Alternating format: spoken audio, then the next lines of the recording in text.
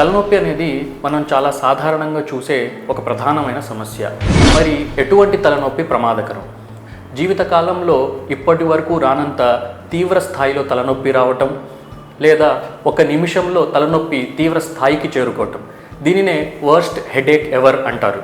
తలనొప్పి ఇంతకుముందు నుంచి ఉంటూ 2-3 వారాల్లో తన స్వభావాన్ని మార్చుకోవటం, అంటే తీవ్రత పెరగటం, తలనొప్పితో పాటు జ్వరం, వాంతులు, ఆగకుండా ఎక్కిళ్ళు, తలనొప్పితో పాటు చెయ్యి కాలు సచ్చుగా మారటం, చూపు మందగించటం లేదా వస్తువులు రెండుగా కనబడటం, తుమ్మినా దగ్గినా తలనొప్పి ఎక్కువ అవ్వటం, లేదా వంగి బరువులు ఎత్తినా తలనొప్పి ఎక్కువ అవటం, 55 ఏళ్ళు దాటిన తర్వాత మొదటిసారిగా తీవ్రమైన తలనొప్పి రావటం, కణత భాగంలో నరం వాసి తలనొప్పి రావటం. ఈ రకమైన తలనొప్పి ఉంటే మాత్రం ఖచ్చితంగా అది ప్రమాదకరంగా భావించాల్సి ఉంటుంది అండ్ తక్షణమే వైద్య సాయం తీసుకోవాలి.